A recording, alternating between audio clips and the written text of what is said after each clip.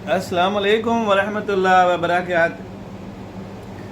अस्सलातु वस्सलामु अलैका या सय्यदी या रसूलल्लाह, अस्सलातु वस्सलामु अलैका या सय्यदी या हबीबल्लाह, अस्सलातु वस्सलामु अलैका या खातमुन नबीन। नाज़रीन, आप सब कैसे हैं? उम्मीद है अल्लाह सुब्हानहू व तआला से आप सब लोग खैरियत से होंगे और अल्लाह सुब्हानहू व तआला की दी गई नेमतों का शुक्र अदा करते होंगे। नाज़रीन, आसमान भी कैसे कैसे रंग बदलता है। जनाब, कराची में एक हादसा हुआ, जिस हादसे में एक अरबपति ख़ातून शादीशुदा हैं और वो कम अज़ कम 5 कंपनियों की डायरेक्टर हैं। लैंड क्रूज़र चलाते हुए उन्होंने बाप और बेटी, जो बाप पापड़ बेचता था और उसने अपने पापड़ बेच करके अपनी बेटी को MBA करवाया था, तो वो उसको लेकर जा रहा था तो वो लड़की ने जनाब जी टक्कर मारी मोटरसाइकिल को। बाप और बेटी दोनों मौके पर शहीद हो गए और साथ में 3-4 अफराद को और भी उसने टक्कर मार दी। अभी उनके वकील जनाब वो उनको पागल साबित करने के लिए तुले हुए हैं और वो पागलपन के सर्टिफिकेट भी इधर उधर से बनवा कर तो वो जज के सामने पेश में 1 दिन का रिमांड मिला है उस लड़की का। लेकिन वो लड़की जो है उसको पागल साबित करना चाहते हैं वकील उसके, और एहतियाती तौर पर उन्होंने 68 लाख रुपया भी अदालत में जमा कराया खून बहा के तौर पर। यार, ये इनके बाप का दीन नहीं है। उनके बाप का मुल्क तो हो सकता है यार, गरीब बंदे की क्या कीमत है भाई। यहाँ पर उस लड़की के पास यूरोप का ड्राइविंग लाइसेंस है, पाकिस्तान का ड्राइविंग लाइसेंस नहीं है। अगर ड्राइविंग लाइसेंस नहीं है बकौल DIG कराची, ड्राइविंग लाइसेंस नहीं है तो ये आमदन कत्ल का केस बनता है, फिर ये हादसा नहीं बनता। तो जनाब, ये मुल्क तो उनके बाप का है, इसमें तो कोई शक नहीं है। गरीब आदमी की क्या कीमत हो सकती है, गरीब आदमी का क्या मोल हो सकता है। आप समझते हैं कि ये जो अमीर उमरा के जो बच्चे बच्चियाँ होती हैं, ये जब इस तरह के हादसे करते हैं तो फिर उनके लिए बहुत सारे जनाब जी इसबाब वजूहात, उनकी जनाब सिफारिशें। वो शाहरुख जुतोई वाला केस ले लें, उसमें भी ऐसा हुआ और बहुत सारे केसेस ऐसे हैं। रेमंड डेविस वाला केस ऐसा हुआ, और जनाब जी वो जो साहिवाल में जो एक गाड़ी को रोक कर, कार को रोक कर सब लोगों के सामने गोलियां मारी गई CTD की तरफ से। तो ये बहुत सारे ऐसे मामला था कि जिनमें जनाब जी वो एक तनौली लड़का था इस्लामाबाद में, तो अमेरिकन सफारतकार ने जनाब जी बंद इशारे में भी उस लड़के को उड़ा दिया और उसका कत्ल किया। वो भी दियत देकर छूट गया। लेकिन दियत का जो मामला है उसमें थोड़ी सी एक्सप्लेनेशन जो ना वो मैं ज़रूर करूँगा जी। मैंने एक सीरत नबी पे एक किताब है जिसकी मैं स्टडी करता रहता हूँ। इससे पहले भी अल्हम्दुलिल्लाह कुछ पढ़ने के मौका मिले हैं, अभी भी मैं पढ़ता रहता हूँ अल्हम्दुलिल्लाह। तो उसमें सीरत नबी में एक वाक़या है कि हज़रत अब्दुल मुत्तलब के बेटे कम थे और जमज़म की सफाई के लिए उनको दूसरे कबीलों से लड़के लेना पड़ते थे, जिसको वो अपने लिए शर्म का मकाम फ़ील करते थे। दूसरे कबीले ऑफ़र भी करते थे कि जी हम चाहे जमज़म की सफाई करें, चाह कहते कुएँ को, कि हम चाहे जमज़म की सफाई के लिए अपने नौजवान आपको देते हैं। तो वो कहते नहीं, ये खालस हमारा फ़रीज़ा है और हम नहीं करना है। तो उन्होंने उस वक़्त अल्लाह सुब्हानहू व तआला से दुआ की कि या अल्लाह मुझे ज़्यादा बेटे अता कर। तो जब उनके अल्लाह सुब्हानहू व तआला 10 बेटे उनको दिए, तो उस वक़्त जब ये दुआ की थी तो उस वक़्त हज़रत अब्दुल मुत्तलब ने ये कहा था कि जब मेरे ज़्यादा बेटे होंगे तो मैं उनमें से एक बेटा अल्लाह की राह में मैं ज़िबा कर दूँगा, सदका कर दूँगा। ये मन्नत मानी उन्होंने। तो जनाब जब 10 बेटे हो गए तो उन्होंने फिर सोचा कि यार मैंने तो ये मन्नत मानी हुई थी। फिर उन्हें तमाम अहले अरब को, तमाम कबीलों को, सबको जमा किया।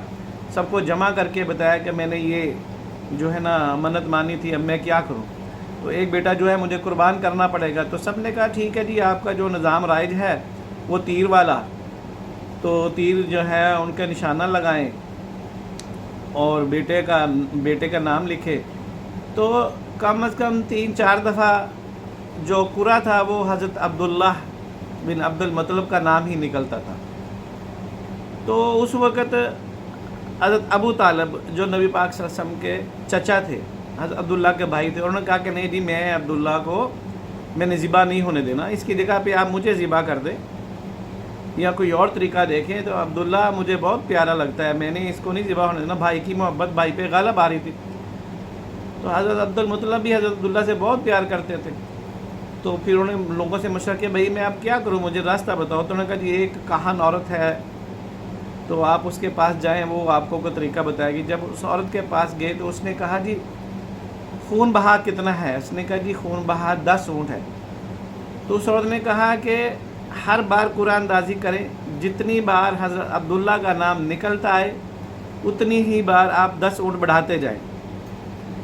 वो ऐसा ही करते रहे, आखिर एट लिस्ट 100 ऊँट हुए तो हज़रत अब्दुल्ला का नाम नहीं निकला, ऊँटों के नाम की पर्ची निकली। तो अल्लाह सुब्हानहू व तआला की तरफ से मशीयत इज़्दी है कि खून बहा 100 ऊँट अल्लाह ने मुकर्रर कर दिया। तो उस वक़्त फिर हज़रत अब्दुल मुत्तलब जो दादा है नबी पाक सल्लल्लाहु अलैहि वसल्लम के, उन्होंने 100 ऊँट ज़िबा किए, सुर्ख ऊँट ज़िबा किए।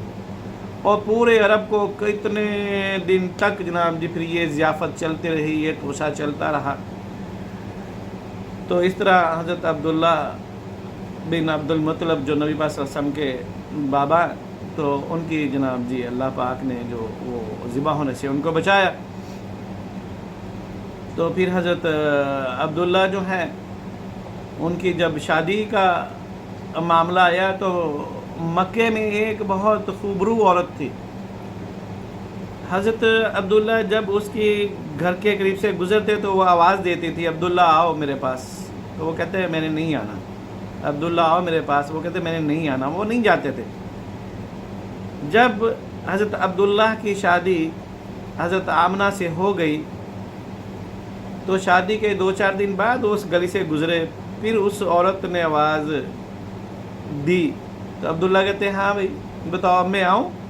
तो उसने हज़रत अब्दुल्ला का चेहरा देखा, कहते नहीं अब तुम्हारा ज़रूरत नहीं है, तुम्हारे माथे में जो नूर था ना वो नूर ट्रांसफ़र हो गया है, लगता है तुम्हारी शादी हो गई है। तो अब मैं आपके साथ जो है ना वो मैं आपके साथ आपको दावत नहीं दे सकती अपने साथ सोने की।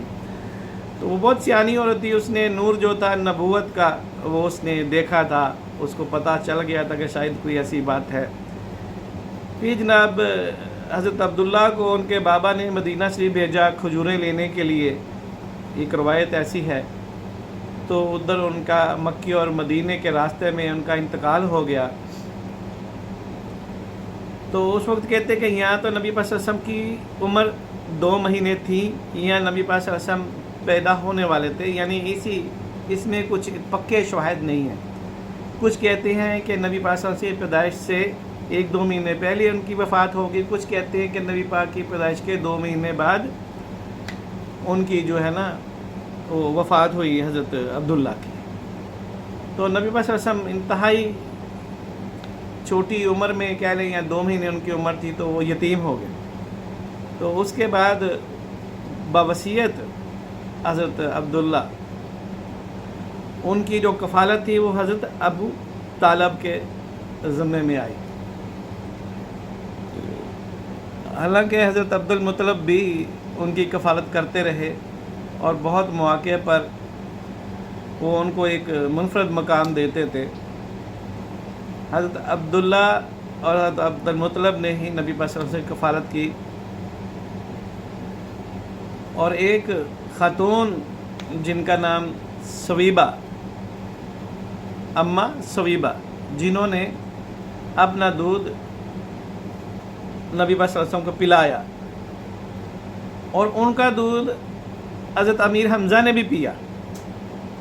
तो इस तरह हज़रत अमीर हमज़ा उनके रज़ाई भाई भी हैं और उनके चचा भी हैं।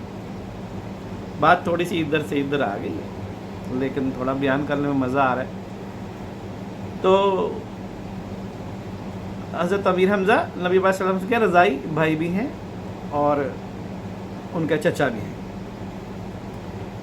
इस तरह फिर जब अम्मा हलीमा उनको लेने के लिए जब मक्का में आई तो बहुत सारी दाइयाँ थी जो कि अपने अपने इधर इलाक़ों में आई। तो इधर से जनाब वो बच्चों को लेकर गई तो हर औरत नबी पाक सल्लल्लाहु अलैहि वसल्लम को यतीम समझकर छोड़कर चली जाती थी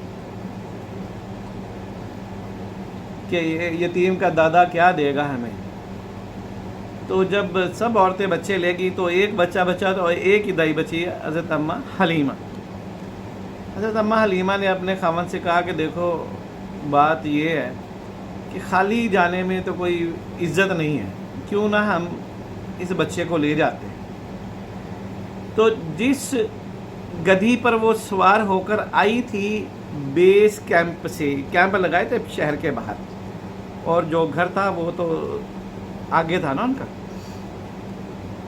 تو جس گدھی پر وہ آئی تو وہ مریل سی گدھی تھی، چلتی نہیں تھی، وہ اس میں جان نہیں تھی، سکت نہیں تھی۔ جب انہوں نے ایگریمنٹ کر لیا حضرت عبد المطلب سے اور حضرت محمد صلی اللہ علیہ وسلم کو وہ لے کر چل پڑی، تو وہی گدھی تھی، تو وہ اتنی تیز چلنے لگی، تمام گدھوں اور گدھیوں کو پیچھے چھوڑا، وہ سب سے آگے، اور دائیاں کہتی تھی کہ یا حلیمہ کیا ہو گیا تم اتنی تیز، تمہاری گدھی یہ تو مریل سی تھی۔ کہتی مجھے خود نہیں پتا کہ یہ کیا قصہ چل رہا ہے۔ خیر قصہ مقصد، جب اس کے بعد پھر وہ اونٹنی پر سوار ہوئیں اپنے اصل گاؤں کی طرف جانے کے لیے، تو اونٹنی دودھ نہیں دیتی تھی، اونٹنی دودھ نہیں دیتی تھی، قحط تھا ان کے علاقے میں، اور حضرت اماں حلیمہ کا اپنا بیٹا بھی رات کو روتا تھا دودھ کی کمی کی وجہ سے، قحط تھا، دودھ نہیں تھا، جانوروں کے تھنوں میں دودھ بھی نہیں تھا، وہ گھاس ہوتا، پانی ہوتا تو جانوروں کے تھنوں میں دودھ ہوتا نا، تو بکری بھی بس ایسی تھی، بکری بھی کیا دودھ دیتی جب اس کو گھاس نہیں ملے گا، پانی نہیں ملے گا۔ خیر گھر پہنچ گئے، لیکن عجیب اتفاق یہ ہوا کہ ان کے میاں حضرت بی بی حلیمہ کے میاں، اماں حلیمہ کے میاں جب اپنی بکری کا دودھ دونے لگے تو وہاں پر تو دودھ ہی دودھ تھا، سبحان اللہ۔ اور پھر اماں حلیمہ فرماتے ہیں کہ جب میں نے نبی پاک صلی اللہ علیہ وسلم کو دودھ پلانے کے لیے اپنی چھاتی پر ڈالا تو الحمدللہ، اللہ اکبر، لا الہ الا اللہ، کہ میری دونوں چھاتیوں میں دودھ امنڈ امنڈ کر آیا۔ الحمدللہ، یہ سب قدرت ہے، کرشمہ ہے نبی پاک صلی اللہ علیہ وسلم کا۔ تو اس کے بارے میں انشاءاللہ اگلے ویلاگز میں بھی بات ہوتی رہے گی، سیرت نبوی پہ آپ کو بتاتے رہیں گے۔ آج کا جو بات کرنے کا مقصد تھا وہ سیرت نبوی تو بیچ میں ہی، لیکن وہ جو دیت کا معاملہ تھا، وہ دیت میں نے بتایا کہ 100 اونٹ کے برابر ہے۔ اس میں فتویٰ لینا دینا تو مفتی لوگوں کا کام ہے، میں نے تو جو پڑھا سیرت نبوی میں نے تو وہ آپ لوگوں کو بیان کر دیا۔ میرے اس ویلاگ کو ضرور سبسکرائب کریں اور ضرور شیئر کریں۔ جزاک اللہ خیر۔ پاکستان زندہ باد، پاکستان پائندہ باد، اسلام زندہ باد۔